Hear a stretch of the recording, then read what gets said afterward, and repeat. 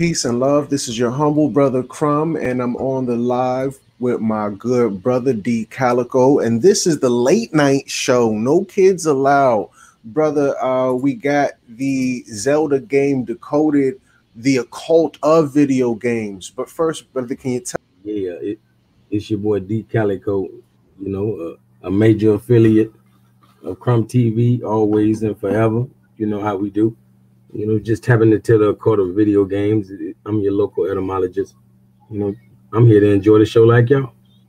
Peace.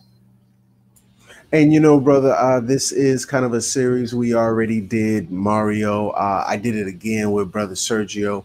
But yeah, we're going to be on to the next one. We're going to stay in the lead. Without further ado, should we pull this up? What do you think? Show. Okay, so let's see what we got here. On my side, I got this good article from, I think, let me just look at it real quick. This is zeldadungeon.net. Legendary Pictures, a look at Zelda's Arthurian roots in Excalibur. And when we say Arthurian, we mean of Arthur. And just to put that out there, that's King Arthur. I'm going to start reading this article, and I'm going to share your screen, and I'll pull mine up when I'm going to the next thing. For sure, bro. Okay, so it's beyond doubt that the myths of King Arthur are the mystical sword. I'm sorry. It's beyond doubt that the myths of King Arthur and the mystical sword Excalibur influence many aspects of the Zelda series, particularly in Ocarina of Time. As a result, Excalibur, based on Le Morte d'Arthur by Thomas Mallory, is possibly the most Zelda-like movie that can be found. The film's settings, characters, and depiction of the hero's journey have a clear connection to the core elements of the Zelda series, and thus succeeds in bringing the core elements to the Zelda series to the big screen in a satisfying way. And I just wanted to confirm this was what you had wanted me to read, correct? Yes, sir. Yes, sir. Because the sword and the stone is where we get the King Arthur, the legend from. The power was that whoever was able to pull the sword from the stone was the chosen one, or the king. And that's the same thing with the Zelda story. With the it's the Excalibur sword compared to I forget the exact name of the sword in Zelda, but they're all one and the same. And on a later date, we're gonna definitely tap in to let y'all understand that who we calling King Arthur was a Moor, but that's for a later date in time. We just we trying to get you right, get you slightly caught up. Absolutely. Just want to give a shout out to the family in the building. We got Michael Phoenix says peace family. Jeremiah says straight West Coasting. We got Kaiser. Are you going to cover Majora's Mask? I'm not sure what's particularly in this article, Kaiser, but we'll see what's good. And also on Twitter, Brian J. Wash chiming in. He says Master Sword. All right, so with that said, family. Oh, also it's my sister Eve. She says peaceful night, family. We definitely in here. So with that said, comparing Excalibur to the Zelda series. All right, so let's see what we got. There are numerous similarities to Zelda in this film. Hyrule is usually in a medieval-like era in most games, and this is the time frame in which Excalibur is set as well. Thus, Hyrule itself could be likened to Camelot. As we see in the movie, Britain is fragmented with no common government until Arthur sets out to unify the land. As Merlin says, one land, one king. And this proclamation is fulfilled with Arthur's builds when Arthur builds the kingdom. In Okari in Ocarina of Time, we hear a similar tale of a unification war, leading to peace between the races of Hyrule and recognition of Hyrule royal family as the land's head monarchy. The Lady of the Lake is integral to Excalibur as she provides aid to Merlin and Arthur. She gives Merlin the sword Excalibur so he can choose a king. About midway through the movie, Arthur calls upon the sword's magic to win a fight he should have lost, resulting in the blade breaking by his vanity. Recognizing his fault, he throws the sword into a pond. Shortly thereafter, the Lady of the Lake appears to repair it. Both the lady and her actions remind us that the great fairies in Ocarina of Time, with her majestic way of rising from the water to offer a helping hand, literally. What is this you got up right here, brother? Yeah, that's the old Gerudo symbol, the crest of Gerudo, which is like in the Zelda series, one of the main places in Hyrule. And, hold on, I'm gonna go back to right here, give us a better look at it. This is what they would call the new Gerudo. See, this is what we're looking at in that last image you just saw. But the new Gerudo is like the back of a serpent. That's where they get that symbol from. But the old Gerudo, as we can notice, it was a crescent and star. So this show had a lot of symbolism. Just like when they talk about the Triforce, they're going to talk about the Triforce a lot. These three triangles are the Triforce. You even see it right here in the Highland Crest. Even right here, you're seeing three triangles. Remember, but that's the Trinity. This is the Triforce in the Zelda series. And this is like a serpent also, but what you're really looking at when we look at this old crest of Gerudo, it's like the modern day Islamic crest. It's real deep. The crescent moon and star. Yeah, and even how in the third dungeon of the first quest in the original Legend of Zelda was shaped like a left-facing swastika.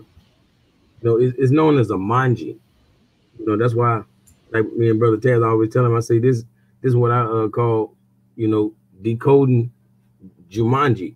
You feel me? This is where you get Jumanji from. Ju actually, Ju means gentle. You feel me? And we knowing that, this is what they call in the swastika is really a manji. The shape is actually a manji, which is the Buddhist symbol of good fortune. Therefore, the dungeon did not cause controversy in its original release in Japan. But yeah, it got a lot of symbology in it, especially with this old flag of old Gerudo that we was just looking at when we was right here with the crest of Gerudo. This is showing the more modern one, pretty much what they probably Zelda used instead. It still represents Nagas. This is not what people understand. It still represent the Nagas, but it goes over more heads, so this is more accepted than just putting that star and crescent. Yeah, it's interesting you spoke about the Nagas. Patty Mayo says the crest of Gerudo is a reoccurring symbol in the Legend of Zelda series. It depicts the back of a king cobra. Yeah, that's what I was just saying. I can see the king cobra in this picture, the back of the king cobra. Yeah, with this flailed out neck. Right, yeah. The hood. Yeah.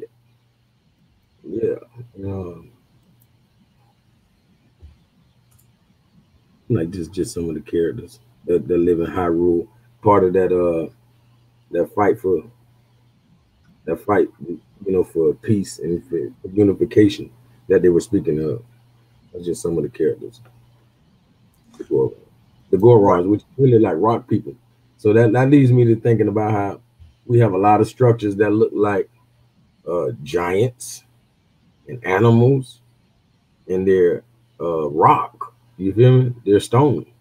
You feel me? And they had legends, in other cultures, to the point that they put it in the Zelda video game. You feel me? To show you the Goron people. You feel me? That were pure rock. Like sometimes confused for mountains. You feel me? Or bodies like boulders. Yeah, just Teach. one of the characters. Now, This is the crest of the Gorons, the one that looked like the ancient foot, dinosaur like footprint with the Triforce basically still a part of it. right. I was going to continue reading. Go ahead, brother. So, the Master Sword is oftentimes referred to as a legendary blade, and Excalibur is likewise called, or actually, here, let me just put this thing. I got a gnat bothering me.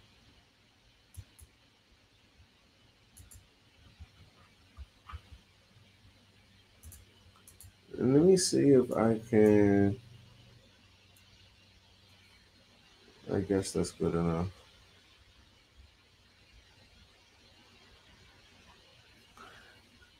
The Master Sword is oftentimes referred to as the legend as a legendary blade, and Excalibur is likewise called a legendary blade and mystical sword in the movie.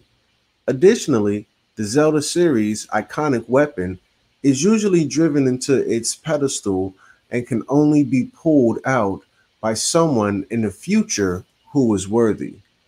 So, its comparison to Excalibur is remarkable. In Excalibur, before dying, Arthur's father drives the enchanted sword into a stone, and Merlin proclaims that whoever draws the sword will be king.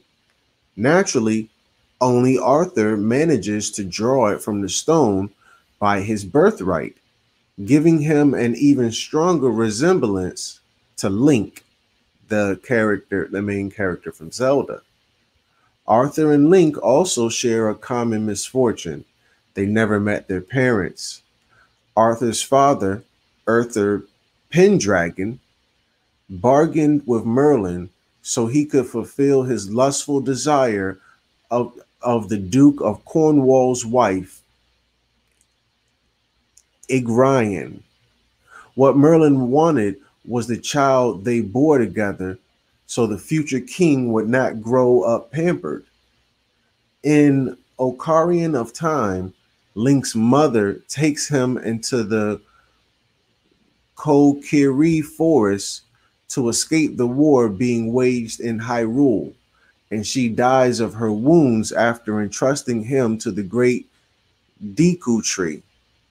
Though Link's separation from his parents happens under different circumstances than that of Arthur, their shared status as orphaned heroes demonstrates the similarities in their characters and in their respective journeys.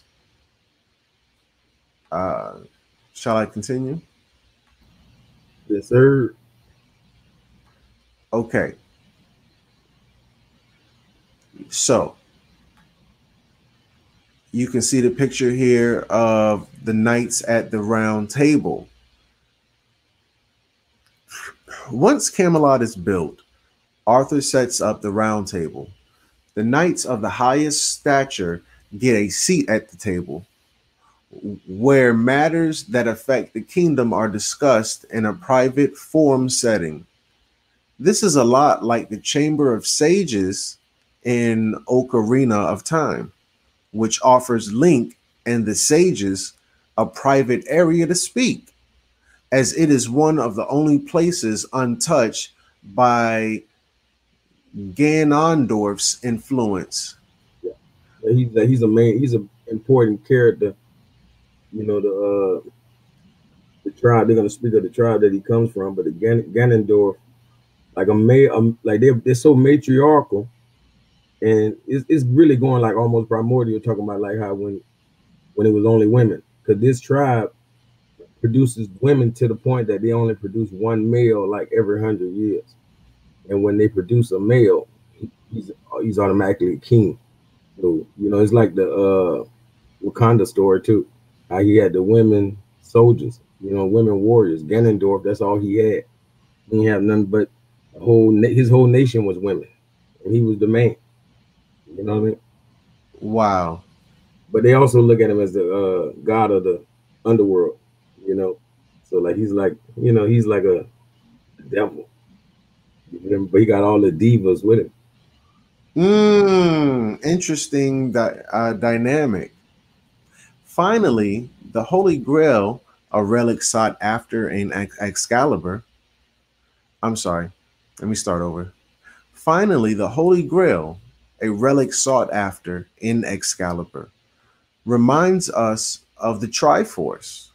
The Holy Grail is an elusive relic that the knight Percival obtains by reaching some sort of higher dimension. When he brings it back to Arthur, it restores the king's spirit, and Camelot flourishes back to life. The Triforce is the most coveted relic in the Zelda series, often hidden in the sacred realm, a higher dimension connected to Hyrule that is difficult to reach. In Ocarina of Time, the legend of the Triforce, which the great Deku tree recites, mentions that the relic is the basis of the land's prosperity. Much like finding the Holy Grail leads to the revival in Camelot. Excalibur and Zelda both incorporate the hero's journey. Shall I continue, or did you want to add something to that? You could just show that other page right quick so they can see the Triforce. Well, the Triforce is actually right there in front of them. It was right there in front of them, but yeah, like we were saying, the Trinity, and those three triangles. You feel me? It just has a one in, the hidden one in the middle, the unseen, the Amen. So I'm seeing the Triforce, the one at the very top. Is that it? Yeah, yeah, that's the same thing in front of Link.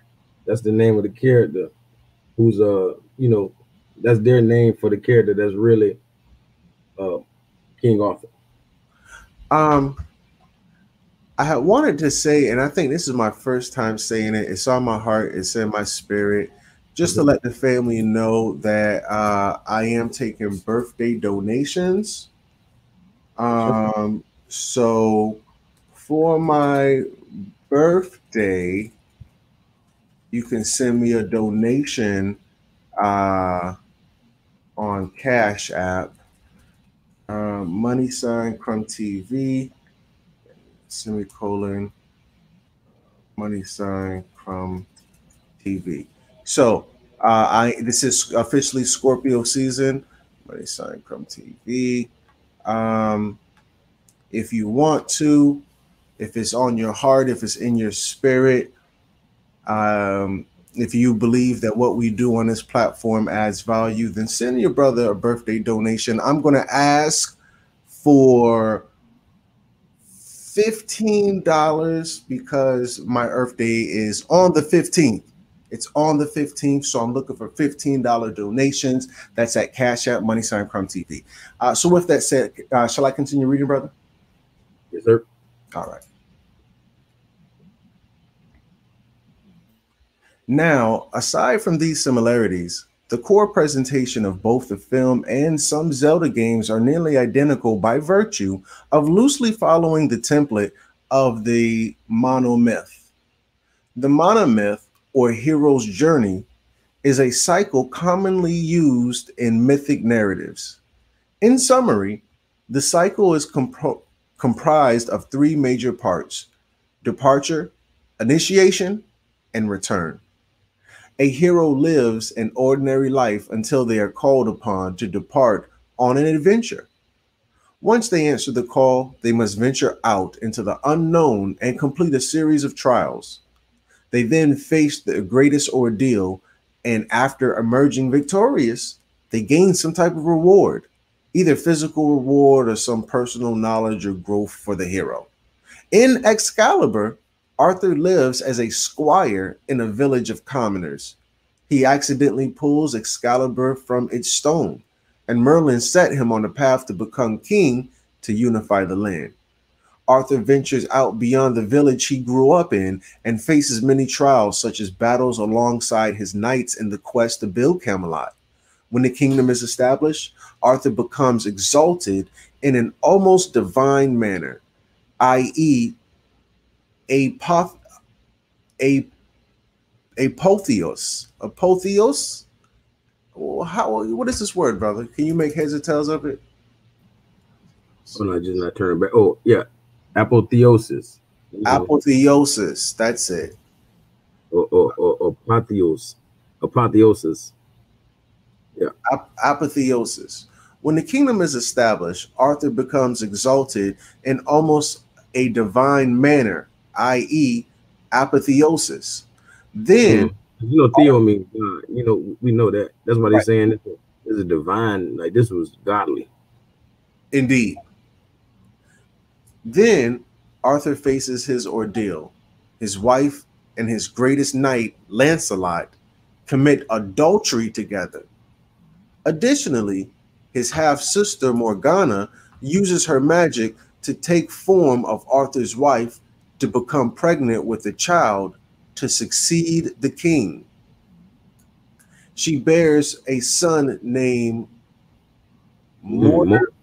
yeah, more dread. Mordred. Yeah. And due to his incestuous origin, Camelot falls under a curse. Arthur's spirit is broken due to all the tragedy. Only the Holy Grail can mend him.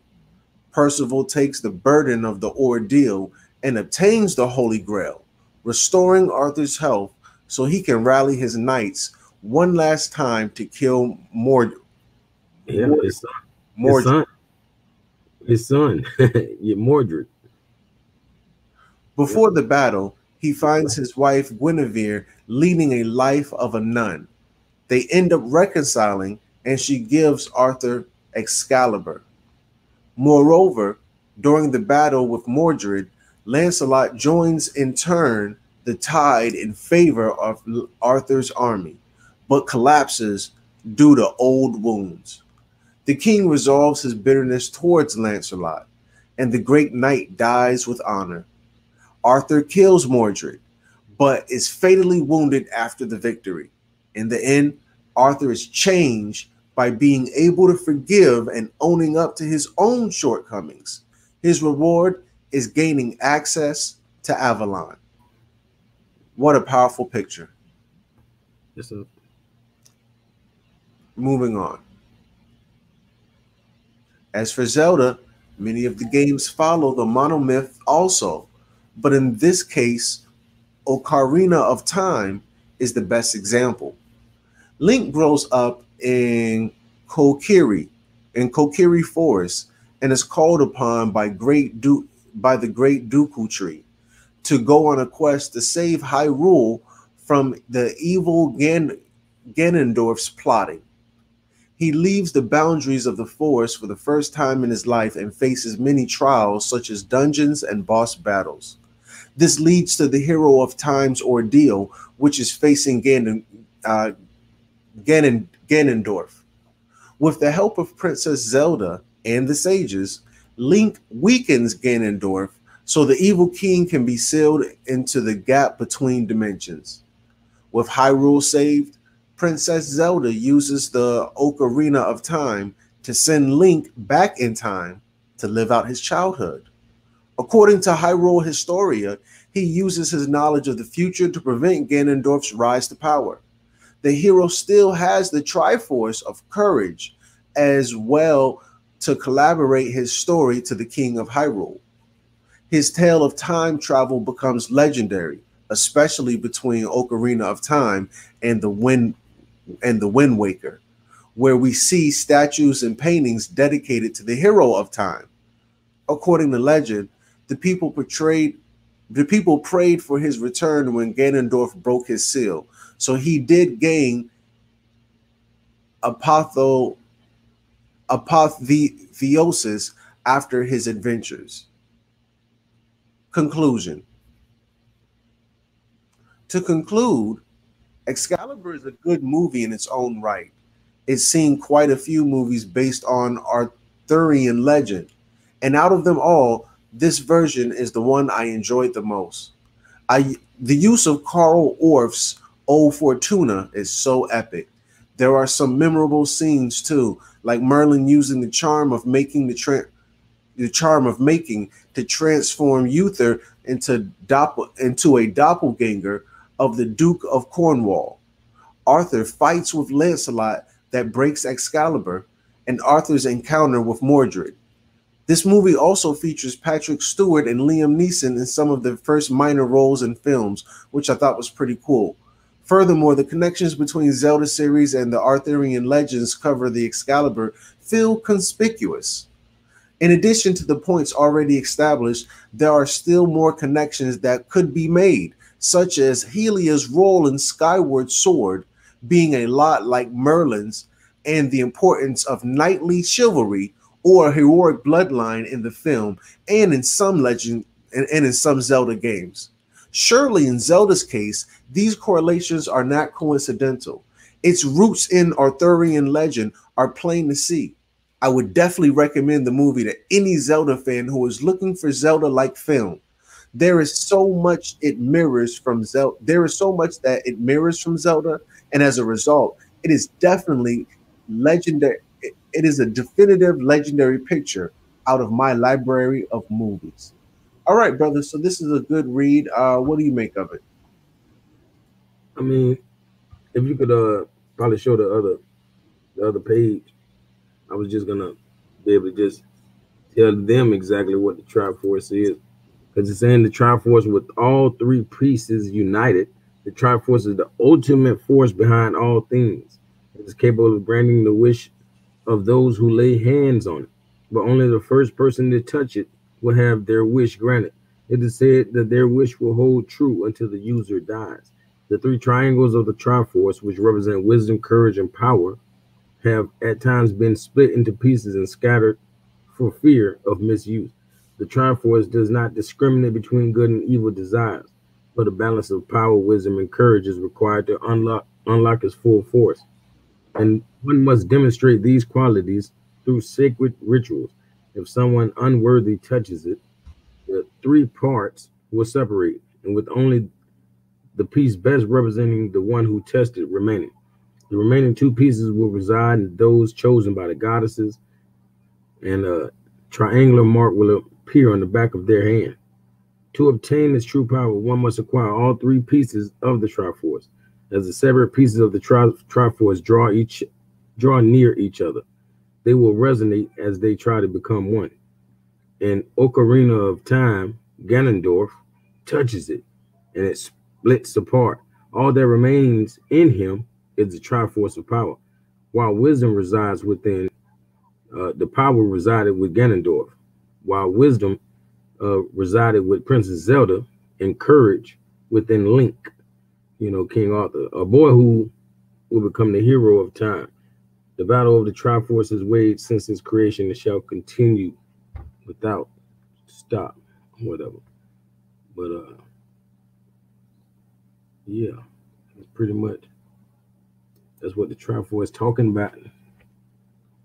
It's like the Trinity, in the video, or like they said, they compared it to the Holy Grail.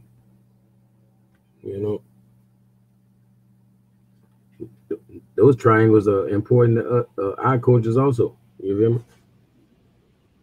Right, absolutely. When we're dealing with the number one shape, the most primordial shape, we're going to deal with the circle, or I guess the dot first, but then the circle. And the circle and the square are identical, but they're opposites because they're both 360 degrees. Half of that circle and half of that square, well, particularly the square, half the square, is going to give you that triangle, which is 180 degrees. When you look at 180 degrees, that's 1 and 8 is going to give you the 9. When you're dealing with that triangle, you're going to see 3 sides. When you're dealing with the triangle, you're going to see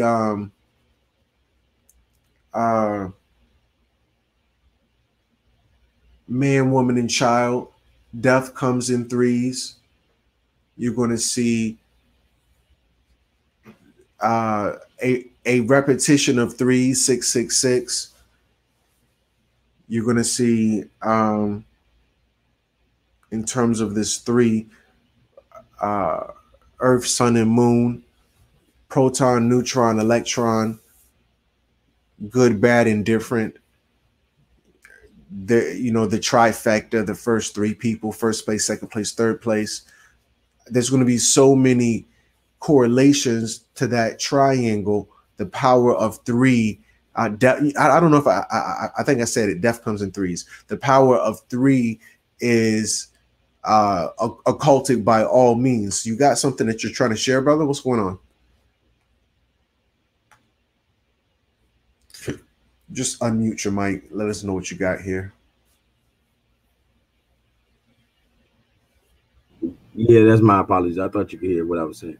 But I was saying, yeah, I just wanted to play this because I feel like in 5 to 10 seconds, it's going to show everything that we basically was talking about. And I had already told you that I kind of compare, even He-Man to the Zelda and the King Arthur and all that story. I'm going to show you right now. And the masters of the universe. I am Adam, Prince of Eternia and defender of the secrets of Castle Grayskull. This is Cringer, my fearless friend. Fabulous secret powers were revealed to me the day I held aloft my magic sword and said, "By the power of Grayskull,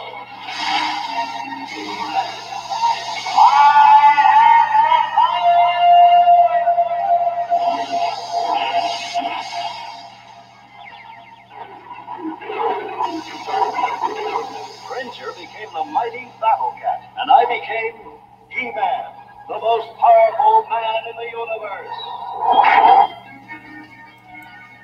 Only 3 others share this secret. Our friends, the Sorceress. Yeah. Hey, tell me that wasn't telling me what it is, though. You feel me? That was pretty much exactly, like He-Man ain't the man without his sword. Oh. His sword gave him the power like Excalibur. You feel me? And he was gonna go to showing his female counterpart. I should have probably just showed it, but yeah, it's only a few seconds. I might as well. But his female companion, and she looks like an Egyptian. Other than the white skin they're trying to put on the people, but she got on the headdress and everything like an Egyptian, and then he got a magician that's his his friend, which is basically like Merlin. Ooh. Watch this. Hold on. I'm gonna go back because it's almost done anyway.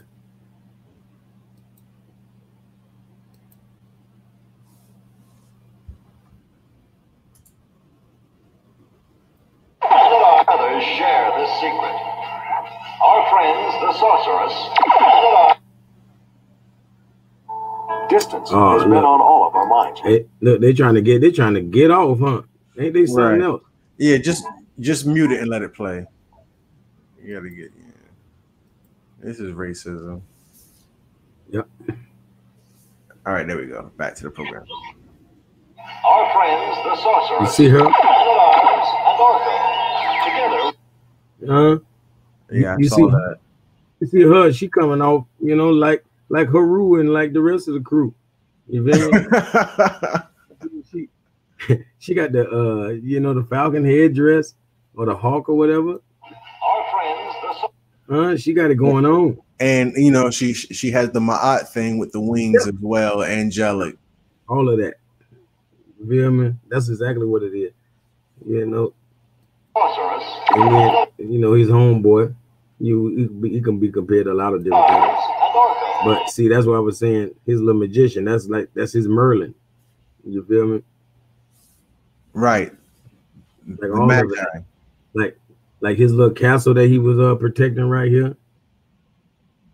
Like fabulous secret powers were revealed to me the day I held aloft my magic sword.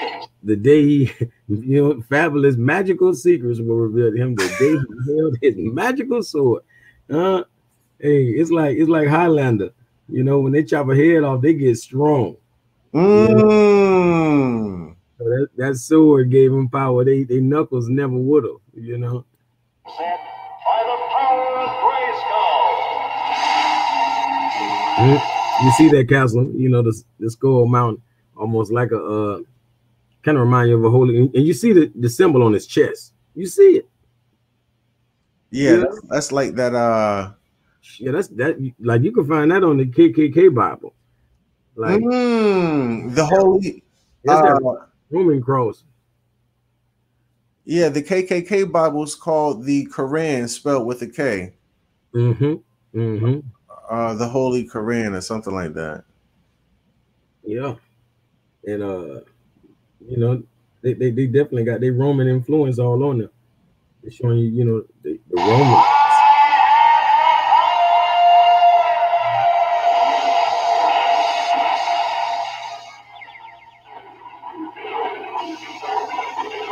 Cringer became the mighty Battle Cat, and I became He-Man, the most powerful man in the universe. Only 3 others share this secret. Our friends, the Sorceress, Man-at-Arms, and Orko. Together we defend Castle Grayskull from evil forces of Skeletor. Yeah. You know, and that's something we grew up on, you know.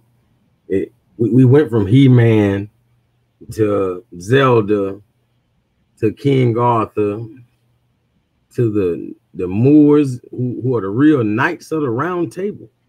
You know, that was our evolution.